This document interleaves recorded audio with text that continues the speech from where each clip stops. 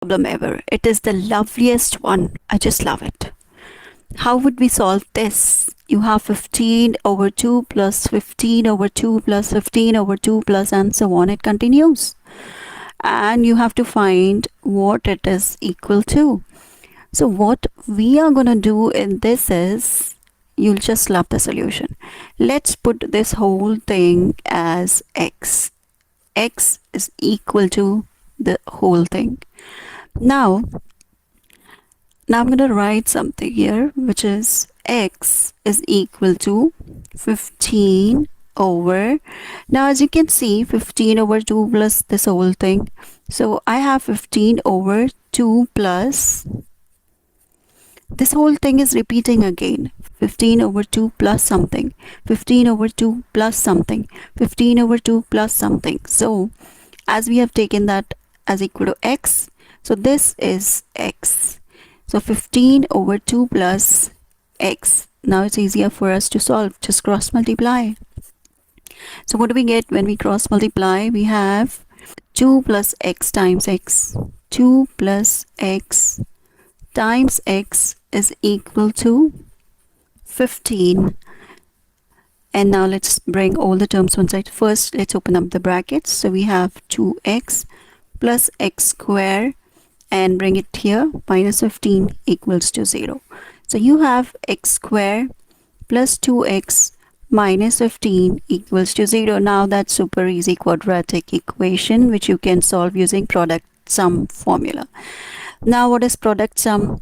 Your sum should be plus 2x and product should be minus 15 x squared. So the two factors which we can take is x square plus 5x minus 3x minus 15 equals to 0. So 5x minus 3x will give you 2x back. And when you multiply them, plus into minus is minus, 5 times 3 is 15. So you get minus 15 x squared back. Now, what's the rule of factorization? Can you split the terms? Yes, I can split the terms. Then can you take out the greatest common factor from them? Yes. If you can find any identity, or if you can use product sum rule, or you can use completing the square and go on. So here the first step, I can split. Yes, I can take out the greatest common factor from the first term. So x times x plus 5. Here I'm going to take out minus 3. Then I'm left with x plus 5, which is equal to 0. Now here, let me take down x plus 5. X plus 5 is common. Let's take it out. X plus 5. So what am I left with? X here minus 3 is equal to 0. So I've got two factors, x plus 5 and x minus 3. So what are the values of x?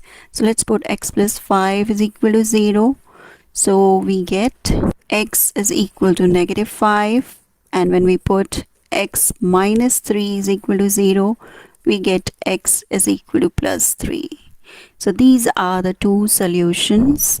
Here we're going to eliminate the negative 5. The correct solution is positive 3. That's it. Thank you so much.